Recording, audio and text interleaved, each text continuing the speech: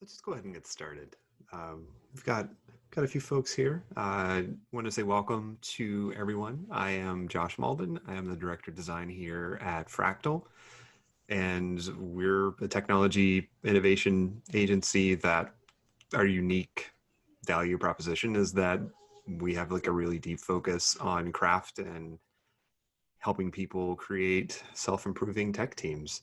Also, we're hiring for engineers, designers, product managers. So if any of that's interesting to you, come find me after and we'll talk. I'd love to introduce our panelist for this evening. Laura, you first. All right. Oh, so we're introducing ourselves. Okay, I'm ready for this. Hi, I'm Laura. I am principal designer at Happy Money.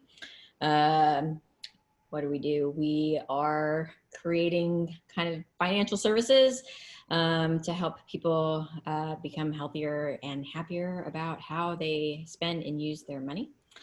What else are we saying about ourselves? That's about it. All right. Colleen. Cool. I'm Colleen. I'm currently a user experience strategist and independent consultant. And prior to this, I was at Google for several years in more of a leadership role and spent some time at Deloitte doing strategic consulting. So lots of very fun remote projects at both of those places. That's great. Kobe. Everyone, Toby Almond. Currently, I'm a design lead for VMware. I'm working in this new initiative called Tanzu. It's what used to be Pivotal Software's R&D. And before that, I actually worked with Josh at Pivotal Labs for a few years. And I'm really excited about this topic tonight. Awesome. And we have one other person here, Molly Nation. She is going to be helping us out. Please introduce yourself as well. Hi, I'm Molly. I'm senior product designer at Fractal. And Josh already told you what we do. But yeah, we're hiring, so talk to him after. All right. Well, now that we're all friends, we can just start to kick this off. So the way I'd like for this to go is we'll just have a few questions. If you are in the audience and you have a question, please use the Q&A and you can submit something there and we can mark it as answered. But hopefully this will just be fun and conversational. So let's get going. So one of the reasons why we wanted to have this whole panel is that, you know, we're 6 months into this pandemic and we're still trying to figure out how we collaborate with one another. And sometimes it works out really well, sometimes not so much. So a bunch of smart people, see also the panelists that you were talking to, got together and have some thoughts about it. So we'd love to just have a conversation. So the first question that I can throw out there is, what do we wish we saw more of in remote collaboration?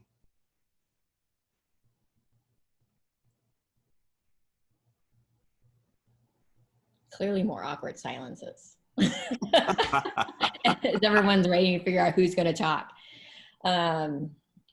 Yeah, I think for me, I'm just going to dive in now. For me, I think the struggle for me is really finding the right tools to work with. We use Figma a lot, and I've used Mural in the past, which are really great. But they do very specific things, right? So having more tools to do better facilitation would be really awesome. I just haven't found them yet. What kind of things do you really think are lacking?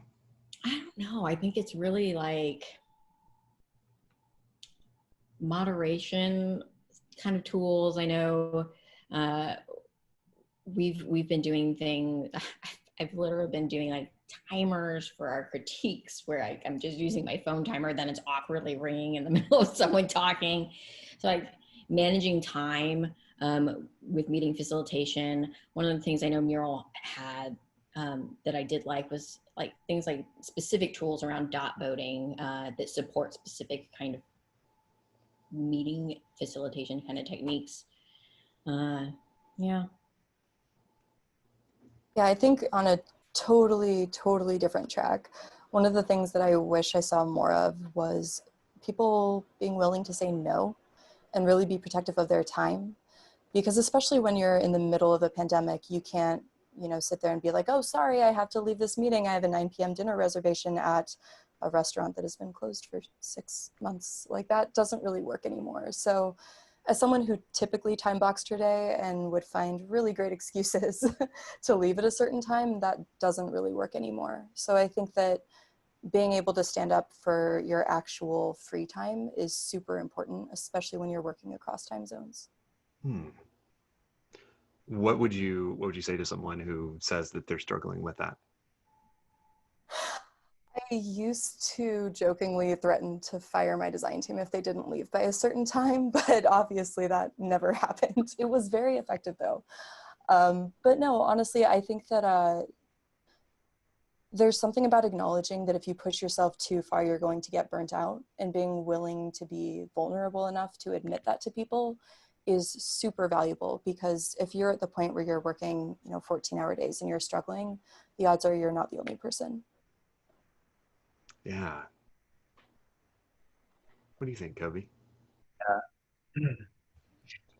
So I think like pre-pandemic, you had this dynamic where remote collaboration usually consisted of at least a few people sitting in a conference room and then someone else remote, and that was remote collaboration. And we had this like, hey, if you're going, one person's going to be remote, then, and I just triggered Siri.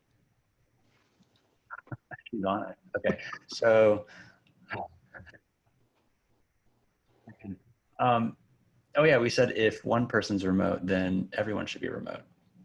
One remote, all remote, and like remote by default.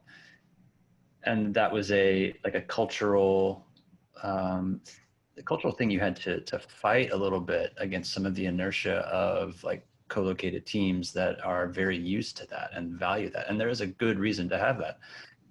And suddenly the pandemic arrives and all remote is the default. It is the norm. And you suddenly aren't trying to preserve the feeling of being co-located, but now you're trying to figure out how do you be effective in this new medium where you've got a lot of like, it takes a toll on your mind because you're interfacing with a screen and constantly being taken out of that suspension of disbelief by like my kid running past the door. Like, oh, right, I'm in a room, not actually talking with people. And that's a totally different dynamic, even though it has all of the trappings of what we did before. It's like very foreign in a way. Our brains are not wired for this. And it has taken me months, and I feel like I'm finally beginning to have adapted and begun getting more proficient in the psychology behind this remote collaboration through screens. And the thing that I would like to see more of in this mode is that this is actually opening us up to taking off the facades of like professionalism in an office. Like this is very intimate. You're in what used to be my kids' homeschool room that I had to take over, and I'm in your bedroom or like your office or your kitchen, and that's a level of intimacy that I'm happy for, because it requires us to operate with just a assumed sense of safety. Like I can be me because I have to be. Otherwise, I will go insane. I can't keep pretending to be someone else in my own home. And I think that marries with something that I tried to practice a lot when I was at Pivotal Labs, which was this idea of design facilitation and collaboration as hospitality. Like you are like setting a table and preparing this feast for learning and sharing that if you don't take the time to do the little touches, it's not quite as rich. It's not quite as meaningful. It's like this care that goes into taking care of the people who are on this call. And there's a lot of preparation that goes in front of that. And I would love to see us talking more about that, like this personal care that goes into getting ready to engage with someone at this level. Yeah, wow. There's really a lot to unpack with that. Like it seems like there's aspects of like vulnerability and psychological safety in there, and that thing you mentioned earlier about if one is remote, all are remote, I thought was really interesting, especially now that some offices have some folks who are remote and some offices have like still like a weird mix.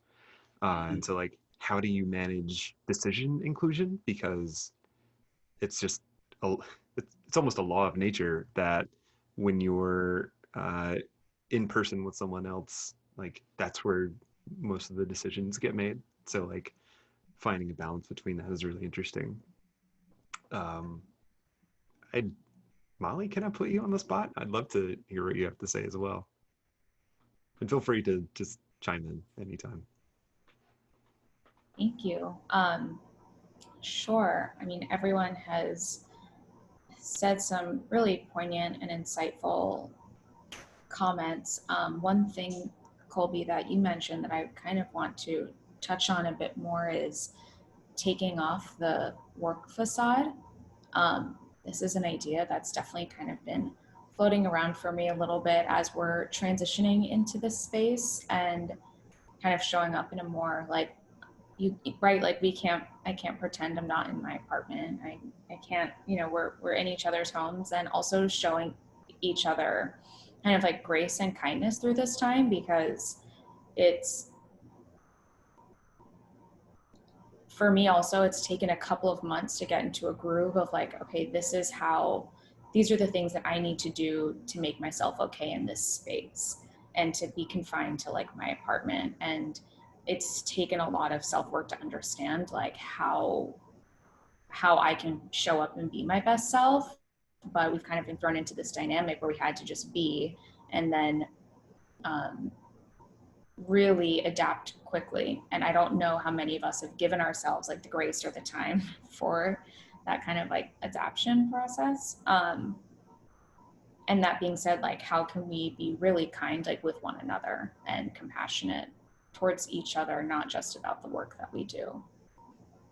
So that's something I would like to see. I wouldn't say more because I do see it, but definitely I would like to see compassion, kindness with one another. Yeah, it's really like leveled the playing field to be on like calls and have VP of a business unit sitting in their home office and their kid, like you see a ball flying in the background. I'm like, you're a person and you've got kids too. And I get this, like, okay. And it really levels the playing field in a lot of ways, in ways that are good, but means that people have to confront some fears about the value that they bring and the way that they're perceived. I'm seeing incentives for behaviors and ways of working being re-examined, and I'm all about that because it's making the work more human. Because I think this like isolation is awakening a deeper desire and a longing for like that human connection. And when you have a proxy of it, you're like, I'm going to get what I can out of it because I miss people. Like, will someone just give me a hug, please? No, I miss hugs.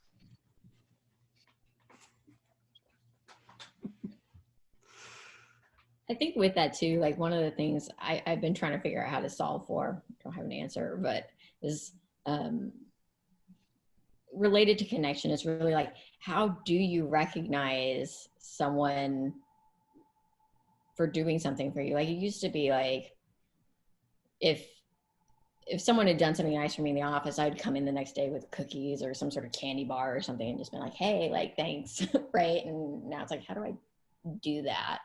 But I think the same thing you were mentioning, like planning for the meetings and kind of setting everything up. Like now I have to design all of that stuff within the confines of Zoom. And it's like, all the handouts don't really work anymore. And then you have to plan on like everyone bouncing between video screens and like a Google Doc, and like, I can no longer bribe people to come to my meetings with food. this is really where I'm summing this up. Is like, I can no longer bribe people with food. Now what? But yeah. Just sending Grubhub to everyone's address. Right. I have a, Or uh, give my, up at your door. my team is in Denver, and they have both alcohol and weed delivery services. Definitely do that. Yeah. That would be a fun meeting.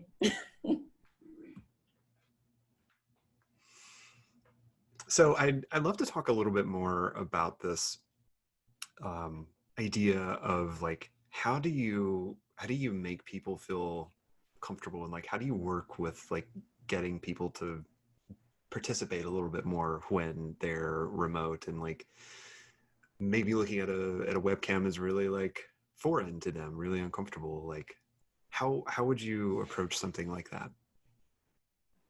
This one I actually have a lot of thoughts on, because psychological safety was a very, very big deal, especially when I was at Google, and the decisions we were making were often very high impact. So when you're collaborating remotely, not only are you missing a lot of cues and signals that you would get in person, things like body language and stuff like that, but when you're collaborating remotely and you're dealing with high impact things, then being able to read people in the room is even more important and more meaningful. So when you take that away, I found that you kind of have to be a lot more explicit and really, really make a strong attempt to set a tone and to be very welcoming. So one of the things that I found to be really important, especially if you're in a leadership position, is to be vulnerable first and set that as an example for everyone else on the team.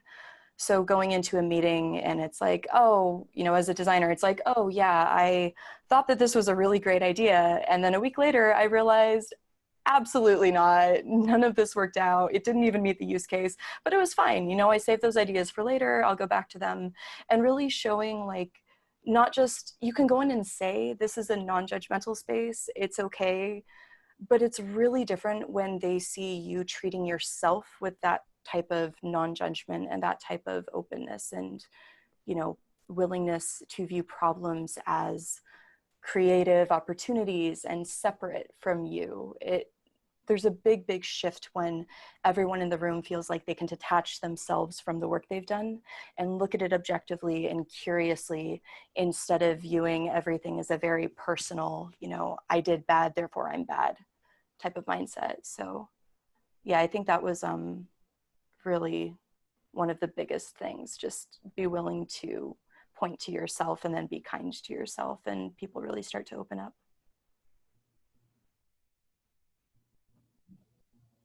I really love vulnerability.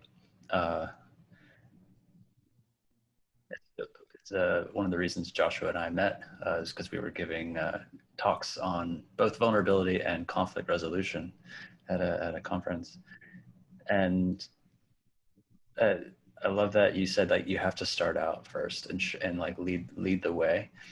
And I think that like not only are you showing them how, but you're also communicating to them that you're worth being vulnerable around.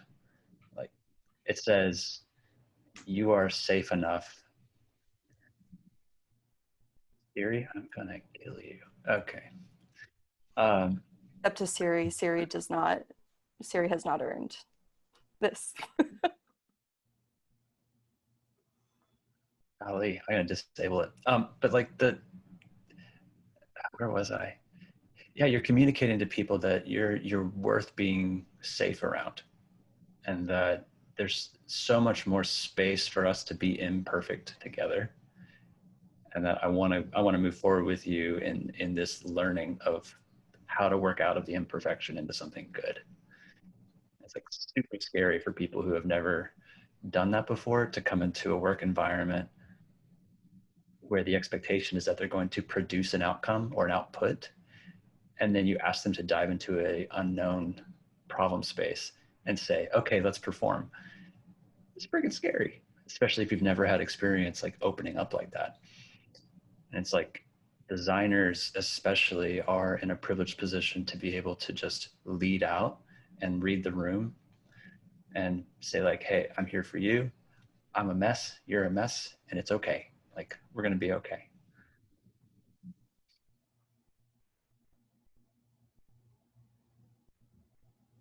I'd love to talk a little bit more about this. So for folks who may be new to that idea, like, can we share some more practical examples of like ways that they could model this vulnerability for folks? Yeah, one example that pops to mind right away, like a conversation we had over and over again. Someone would come to me with a design for a feature and it would be a really good idea, but absolutely not feasible. Like there's no part of it that could possibly be built by really any engineering team, even, at a company with a lot of resources. So as someone with an engineering background, my gut reaction is immediately to be like, well, that's not feasible. But that kind of shuts down the entire conversation. It shuts down creativity, it shuts down collaboration.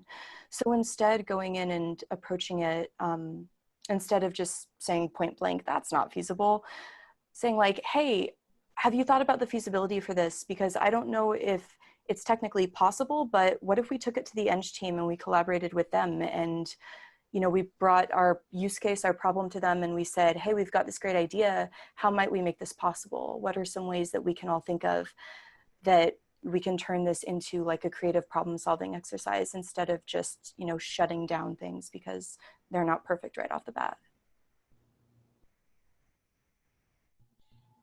So not really a specific example of how you do this per se, but something I know I try to keep in mind is the different personalities of the people that you work with, right? So as someone kind of leading a design team, right, you need to know what their individual strengths and how they tend to work and how they tend to think are. So like, I know one of the things I try to keep in mind then is for a lot of our designers, they're introverted, right? And so for them, having meetings that are really reliant on thinking on the fly and like answering questions or trying to,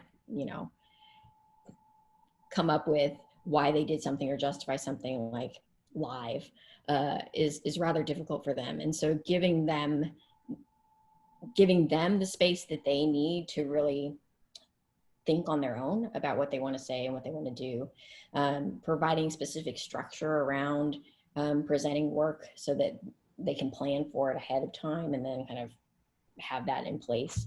But then also model, like to our point earlier about just doing it yourself, then modeling it in the same way, right? And doing the same thing. So I don't know, I think it's really about giving them the space to think about it in the way that they're most comfortable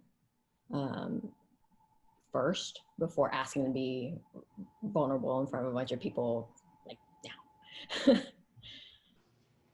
That really ties in nicely with a question from Alex on how have designers navigated accessible, inclusive design in a remote world?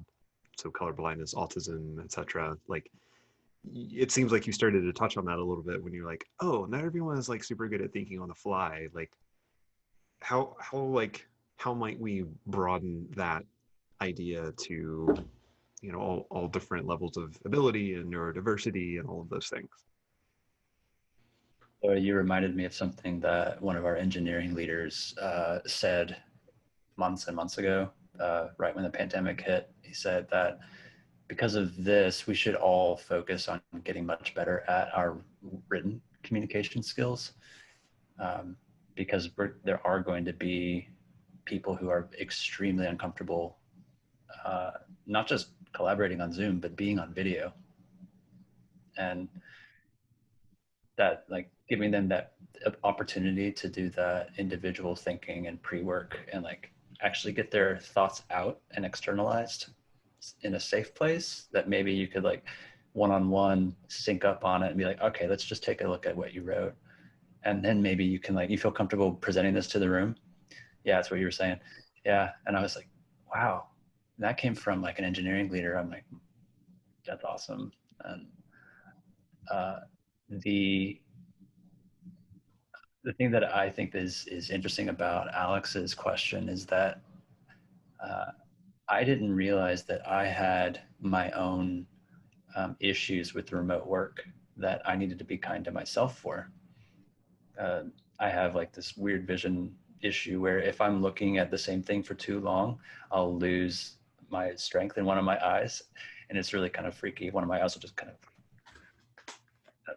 and it's unsettling. I'm like, this is frustrating, and I like turn off my camera and like rub my eyes, and I'm like, well, that's normal. And no, it's not. It's something that you should be kind about to yourself.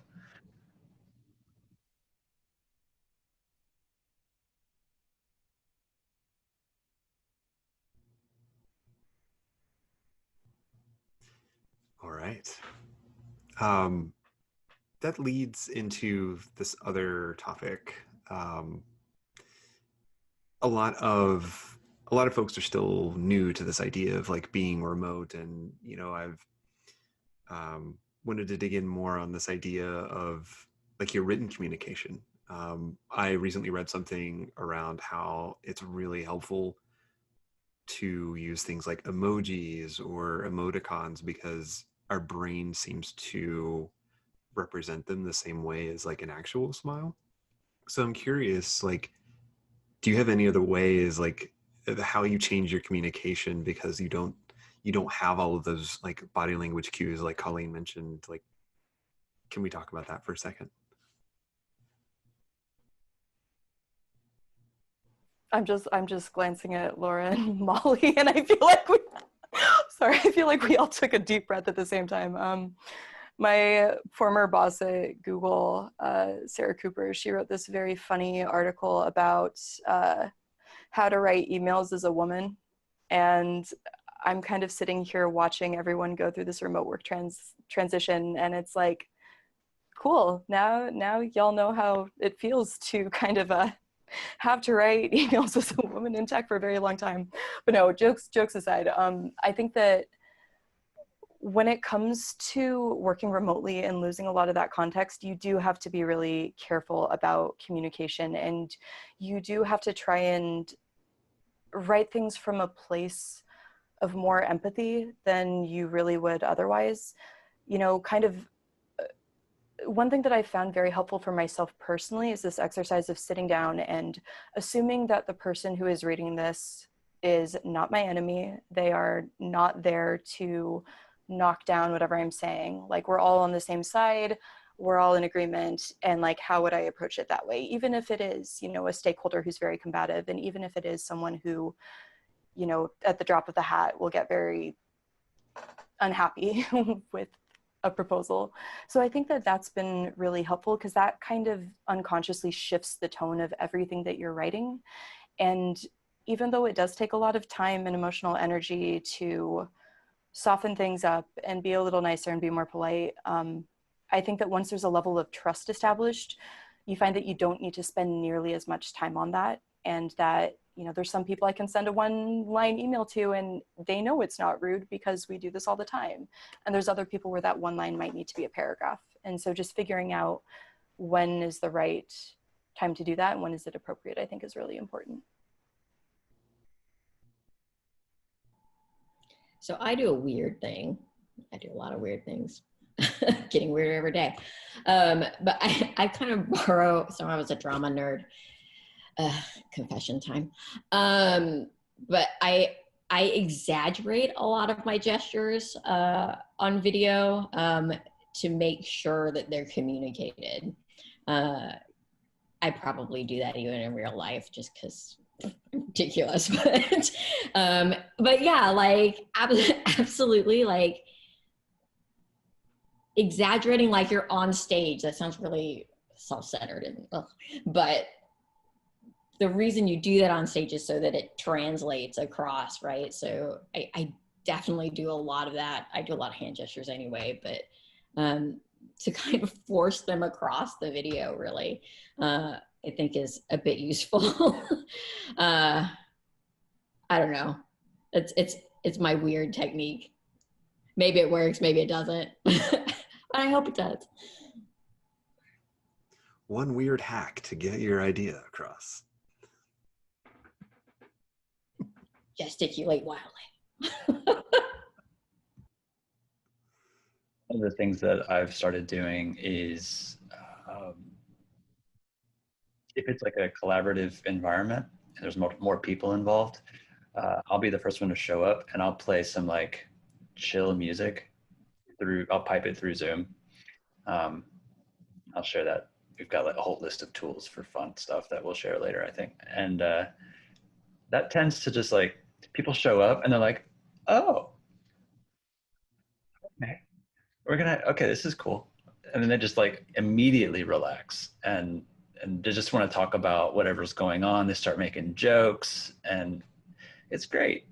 I also love pun runs in Slack. Those are great. You just start a thread off of somebody's message and you start making puns together. It makes for a good time. Oh boy, I love a good pun. Well, you mentioned something about tools. I think now would be a great time to talk about it. Like, you know, we can talk about tools that like help us have fun with each other, since we're not able to be humans in real life with one another. Or like Laura, you mentioned earlier on about tools for facilitation. Like, what are some of the things that like you started to pick up as a result of having to be remote, and like how did that change how you did your work?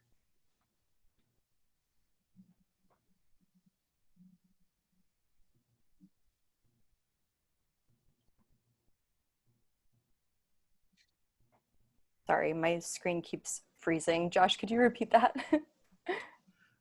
Yeah, so it's about the tools that we use. Like, you know, sometimes we find things to help us have more fun. We have things that help us be more collaborative with one another. And, you know, what have you picked up since going remote that has enabled you to have a really good back and forth with your team? Ooh, this is a really unpopular opinion, but while I was at Google, we were very limited to using internal tools, and there weren't many of those. So one of the things that we used very frequently was Google Slides for literally everything. And I'm talking like I would make some intentionally ugly slide decks, like full templates, like Comic Sans level disgraceful hideousness. And we would use those to just hack on random ideas and add a million comments. And, you know, I used to do design reviews where all of the reactions to a concept had to be multiple slides of GIFs. And that was the only way that you were allowed to get feedback on early stage ideas.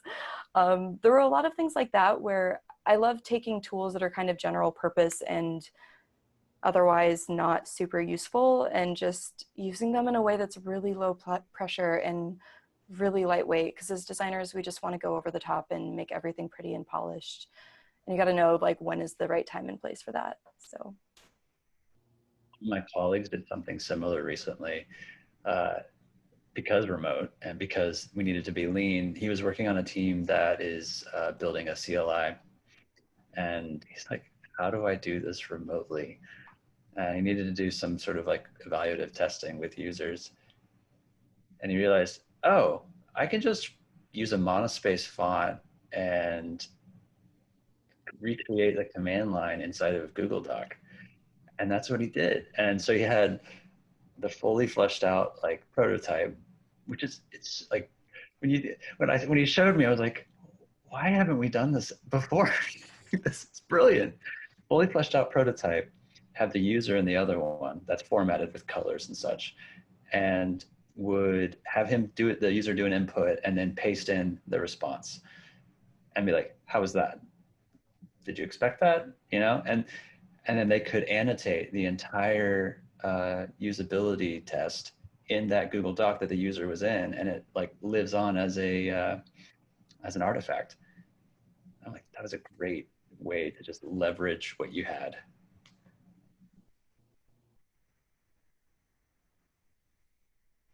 So I don't know. I don't know if they make us more fun or not. And I have yet to try it, actually, to be quite honest. But I know some of our team has started using an app called Loom. There's also another one. I signed up for the beta. I haven't tried it yet either, but that basically, it's actually called It basically allows you to do these kind of annotated videos. I think also integrates with Zoom, so you can kind of show screens while your face is down here, and like we've started using them to present work out of band, kind of asynchronously to each other, which is pretty cool. The other thing that we're doing to, yes, there it is. So the other thing we're using is we're doing, rather than doing meeting stand-ups, we've started using Slackbot, I believe. There's a few different tools to do our stand-ups where we've customized the questions a little bit. So this is actually a credit to our director of design, actually. But he's got it set up. So, you know, we do the typical things like, how are you feeling? But then we've added kind of at the end of a call out, shout out, like recognize one of the team members, like, what do you like about them? Which is really fun. And then some of us get really into it. One of the designers always has the best collection of TikToks that she uses to express how she's feeling for the day. I look forward every stand up to what she's going to come up with. And that usually just spawns off these really random conversations. For me, it spawned off me building a paludarium for some future frogs, because she sent a TikTok of a frog and I was like, I must have it. So yeah. Sometimes it's the little things. Have you found that your stand-ups have changed since going to Slackbot and stopping doing the in-person stuff? Like, has it been better, been worse? Yes, they're way better. I think they're way better because they take way less time. I don't have to like stress about it. I can consume it at my own pace. It doesn't feel like just a bunch of people in a Zoom meeting or even standing in person, just reporting, here's what I did. Next, here's what I did, right? Like, we're actually having a little more fun with them, strangely. Hadn't really thought about that before, but I definitely like it better. Any other tools come to mind for having fun? Like we've had a good time playing like categories or things like that. Like it's been a lot of fun. Actually, one thing that some friends and I started doing when the pandemic hit was taking Zoom classes together. So like dance classes from our respective living rooms, watching each other flail around and bump into furniture. That was a very good like midday lunch break. We want to do something fun. And that was something that I actually wound up doing with a couple people that I've been working with. And it was kind of like a really great team bonding exercise without any of the effort to visit places. And, you know, shout out to all of the performing artists and people who are totally unemployed right now. It felt really good to help kind of give back to that community and really support them as well. So, yeah. We had a trivia afternoon. There's this Twitch channel called Geeks Who Drink, and one of our managers went like out of his way and like got some budget and like hired this crew who produced an entire like trivia video series custom to us, like for our team, and ran it with like 5 teams for us, and it was a blast. And the whole thing was we tried to play it through Discord while watching the Twitch stream, and it was just it was a fun time to feel like there's like something going on in the world, and you got to get out of your day in, day out. You're like, oh wow, there's people like being creative and finding these ways to like serve a need. It was cool. So organizationally, at Happy Money, our people culture team, and get the credit for this one, they organized escape rooms for everybody to participate in, and found some company that did it where it was an actual escape room, and they had a guy in the escape room, and you basically told them what to do. Like they had like a body camera on, and like, so you were actually doing the actual escape room, but virtual. It was really neat. Like, and it was done company wide. It got a little competitive. So as an organization, like, that was a lot of fun, for sure. And then we also have a gaming chat group, where early on, what was it, Animal Crossing got released like at the very beginning of quarantine, and like a bunch was going on. It's like, what's your code? And like we just spent a lot of quality time on Animal Crossing together. So video games for the win. What's the weirdest thing you've built in Animal Crossing? Oh, there's like a weird raccoon bear statue thing that I got early on, and then people started, I got a couple of them as gifts, and so I have, there's, yeah, they're a little creepy. I don't know if it's the weirdest thing, but it's a creepy thing that lives on my Animal Crossing island. A couple of them.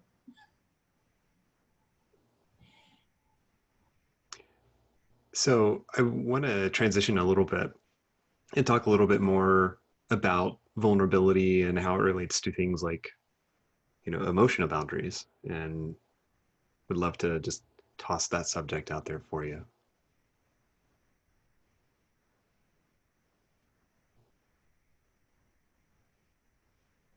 I feel like Kobe has some things to say about this. Poke, poke. Sure. Okay. I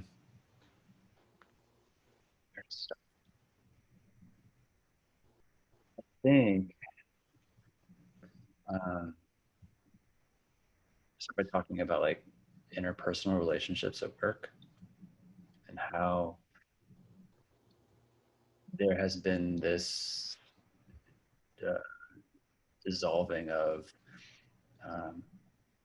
contexts. I mean, if you work in an office, you usually have like you have a 30-minute commute, maybe, which gives you like space and time to separate and like prepare yourself to enter into a new context with a different set of expectations on you and relationships and all that. And you can leave everything else behind. And what's interesting is how work has met a need for like, I can be productive, I have friends, but I'm usually not going to be the person they call in the middle of the night, unless we're like really close and work together for like 10 years.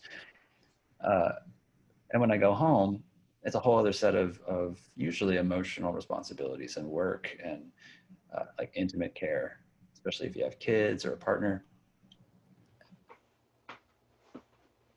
Space to like get ready for that transition is gone. It happens the moment I walk out that door, and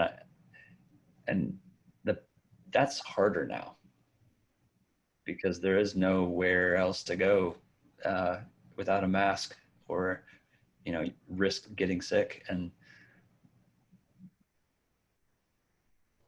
what I have found over the last few months is that I needed to be very intentional about how much emotional labor I ask my colleagues at work to take on, because you want to care for each other because you're going through the same thing.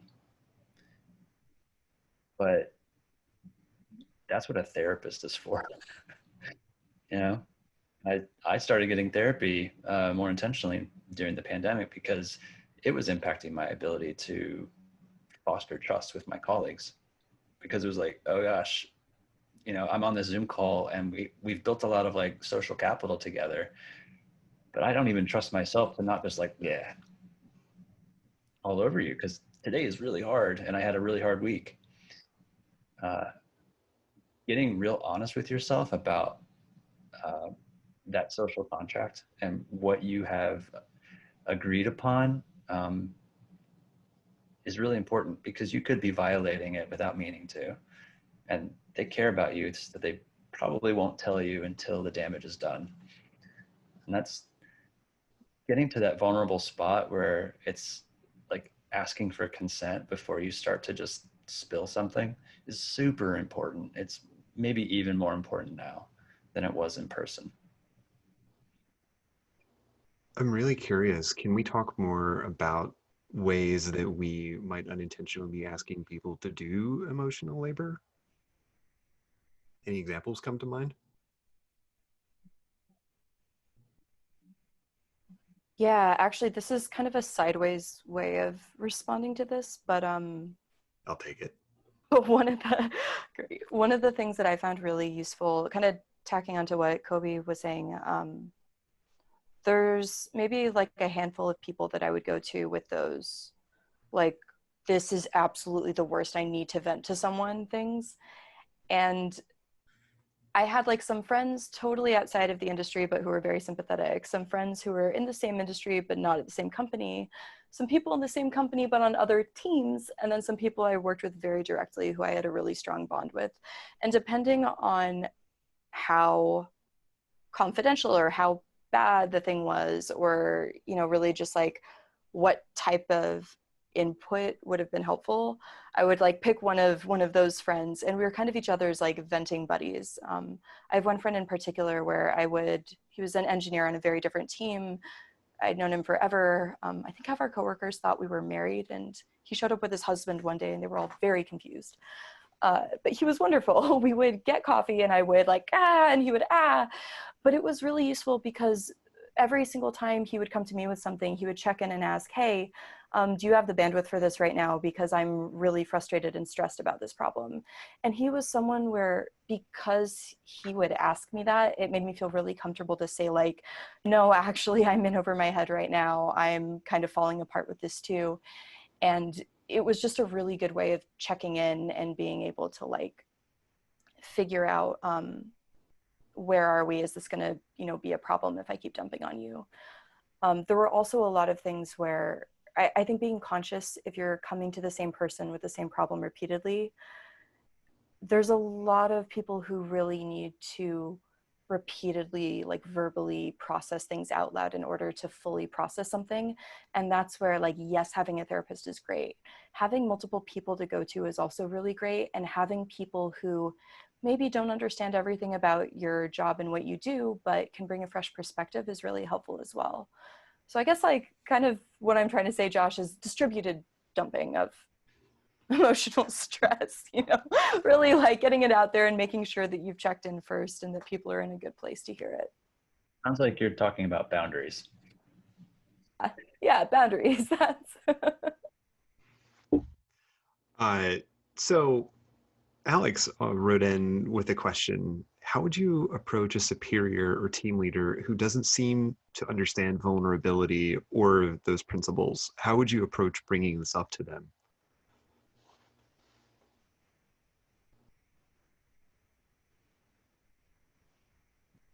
Yeah, it depends. It really depends. Um, if you have a foundation of like some shared success with this person, um, I'm thinking that maybe if this person hasn't understood vulnerability, there's been a situation that happened that indicated that to be true. So the SBI format for giving feedback is great. Like, hey, in this time when this happened, this situation, you did this, and it kind of had this impact on me or on the team, or this is what I perceived. Always a difficult conversation, but usually a productive one. Um, I would say don't go into that place with that kind of power dynamic if you don't have that level of trust already established. Uh, I would I would say that that maybe is good feedback to give that person's manager. If you do have like a skip level type arrangement, which I hope you do. Other than that, maybe the best way to approach it is more of a general audience format where you start to introduce the principles and start talking about situations and scenarios to expose this person to the idea that they're having an impact that they may not realize. It's a lot of slow baby step work of, it's almost like an awakening that happens. And the work, I think the hardest part and the reason people avoid it is because the work never stops. It's something that you have to continuously hone and turn on that radar for. I think approaching it just from the, like we've mentioned before, from like extra empathy, right? Of where they may be coming from and why they might think that way, and leveraging that as a means to start to build that trust, so that eventually, and then really like being able to have like the honest, awkward conversation at some point, right, is going to also then build upon that trust that you started to build too, so that eventually you'll get them to come around. But then also like expect setbacks. They'll be frustrating, right? To your point, like it's ongoing and slow work to try and build that. Yeah, I think a big thing that's worked really well for me, kind of adding on to what Kobe and Laura were saying, was going into it, being able to articulate what you're looking for and what you're hoping would change. Because it's really easy to just be like, this person isn't approachable and I feel like I can't bring things to them. But what you're really looking for is for them to be trying something different. So if you can go to them with an example like, hey, it feels like it's very hard for us as a team to take risks right now because our ideas are very quickly shot down. Do you think we could maybe try doing more of this brainstorming format, or letting us present in a way where our ideas are heard out before we get feedback afterwards? Things like that have been really helpful for me in the past. I think that also this idea of baby steps can be very useful when paired with leading by example. So putting people who have a very hard time being vulnerable in more of a role where they feel like they're a mentor is something that I've found makes them feel like they're safe enough that then they can start opening up a little bit. So that example of, oh, here was a time when I thought this was a good idea and this wasn't. Do you have any scenarios like that? Do you have any examples where you had something that failed or didn't work, and what did you learn? How did you handle it? That's like a pretty good way for them to start to open up without feeling like they're gonna have to save face afterwards. One of the design mentors for me a couple years back introduced me to this activity that I put in the chat called Hopes and Fears. I've also heard it described hopes and dreams. And that's a great group activity, also a great one-on-one activity to like externalize all that and put it into a thing that like can't be, you're not there to debate it. You're just there to like put it out there and let's process that a little, because it's valid. Your hopes and your fears are super valid, and giving that structured format for exposing the things that you want allows you to have that conversation that Colleen was talking about. I think more, it sets the expectation that this is normal, it's fine.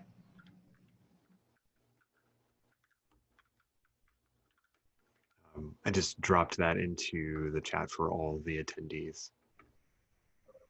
Sorry, I didn't do that. All good.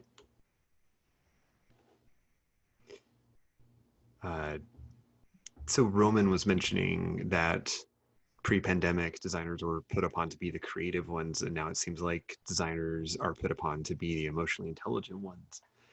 I think it's a pretty interesting point, and it's definitely showing that emotional intelligence is a really critical part of what we do. But anything come to mind when you hear that?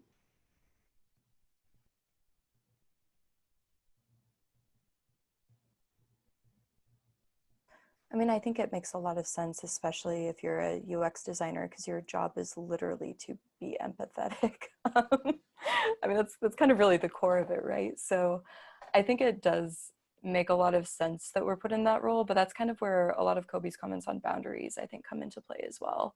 Like, we can't be the whole team's therapists. There are very good therapists who will be much better at that job.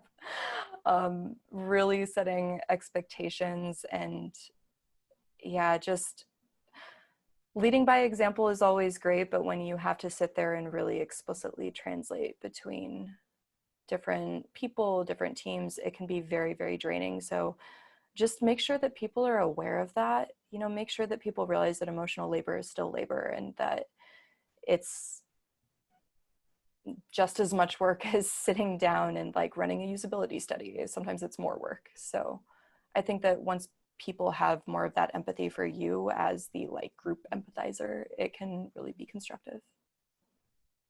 I think it's also then super important to like know your own limits, and like this is a good chance because like I am actually personally really terrible at boundaries. I've realized this now more than ever, but like, you know, take the time to kind of get to know like and recognize when you're pushing past what you can handle. I think has been something I've had to do. And then I've also like I have accountability buddies for that now, right? Like both at work and outside of work of like, hey, when you see me doing this, like I'm taking on too much, and remind me to say no, right? Bring it back to the beginning of this whole thing, right? Because I know I'm bad at it. So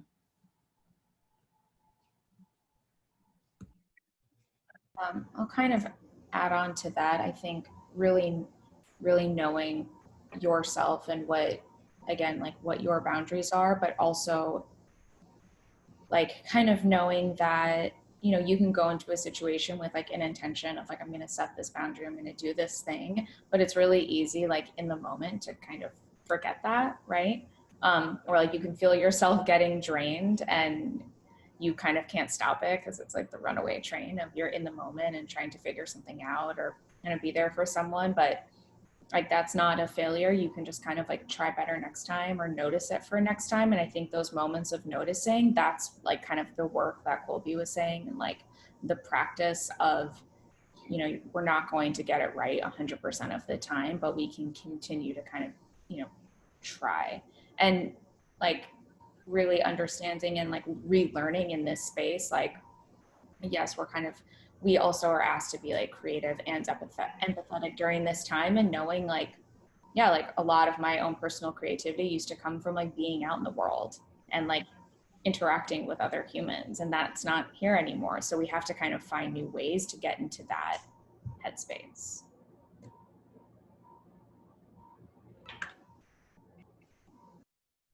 Pardon the crying. But Sorry, I I thought think it was on the mute.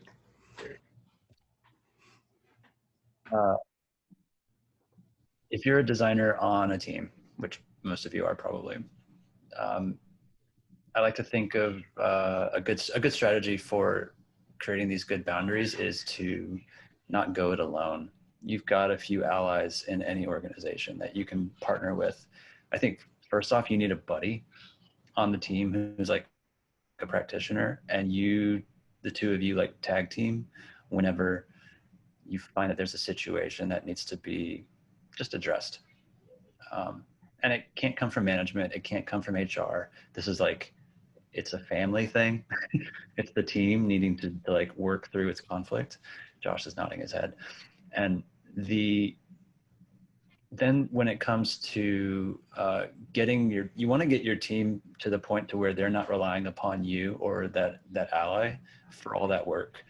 And you need to partner with their managers. You need to partner with HR, and you need to partner with or get them to utilize the resources and benefits that are usually included for mental health. So your healthcare plan should include a number of like sessions with a therapist. If not, like it counts towards your deductible, hopefully. Use that. Like that is super valuable. It's invaluable. It will prevent burnout. It will make your working relationships better. It'll make your home life better. But as a designer on a team, you are going to have to grow and mature at a faster rate. Which is why I think every designer should have a coach and a therapist, as well as a good partnership with their manager on talking about these things. And if your manager is having a hard time with that, then that's worth a skip level conversation, because it's just not going away. All right. Well, so I know that we're a bit over time. I want to give you folks just a moment if you have any final thoughts that you would like to share. Yeah, one thing on remote collaboration, I've been working recently with some like smaller startups that have been kind of struggling to make that transition. I think the most important thing to realize and acknowledge when you switch over to working remotely is that things will need to move slower than you're used to. At first you might feel like, oh, well, I'm home and I can't be distracted. I can go fast. If you want to work in a way that is inclusive of people in other offices in different time zones, especially if you're working in an office and other people are remote, you're going to be having duplicate conversations. You're going to be forgetting things and backtracking, and that's just part of the process. It's going to take a while before you've established the level of trust that you really need with your team to tell things like, oh, I can trust you to just go ahead and handle this, or, oh, you trust me to have these conversations and just let you know the outcome. Just be really sensitive to the fact that, you know, people are not going to feel included in conversations.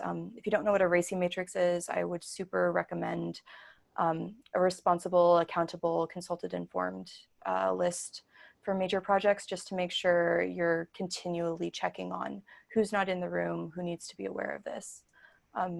Once you really have that level of trust and reputation established, then things will speed up again. It'll be great. But in the meantime, you know, you really have to actively reprioritize well-being over speed.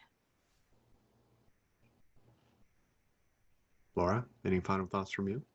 I'm gonna just second that, and then say, I think just try to approach everyone, I think, with a lot of grace, right? Like, it's just, there's a lot going on, even just beyond like remote work, right? We were just saying, like, I think when this all started, we were talking about like 2020 is like the craziest year ever. And that's not including people's personal stuff going on in their lives. And so for all of it, right? Like, I try to remember, sometimes I fail a lot too, try to remember that, you know, when someone's like taking me off about something, or I feel like, why did I not hear about this until like 2 seconds ago when I should have heard about it last week? Like, it's just, there's just so much going on right now, and people only have so much capacity to kind of maintain things in their mind. So if you were forgotten, it was probably not personal. It just happened. And you were likely to forget someone at some point too. So hopefully you showing them that grace will mean they will show that to you in return when that does happen. Kobe? I think if there is like a silver lining to this whole period of time in our lives, it's that it's become a forcing function for what matters. And what really matters is becoming very obvious. And when we do mess up, it's more obvious in some ways. Like you said, like Laura, like someone might be forgotten. It's a more pronounced effect and impact on the person, which also means, conversely, that if you want some sort of reconciliation, you have to be even more intentional, which is good. You know, I think you mentioned having grace for everyone. More important than that is having a ton of grace for yourself, because this is unprecedented in our lifetimes, and you're going to have good days, you're going to have bad days. You're going to need to do an emergency run to the grocery store, right before a meeting for some reason. You're going to need to answer the door when someone knocks while you're trying to facilitate, or just ignore it.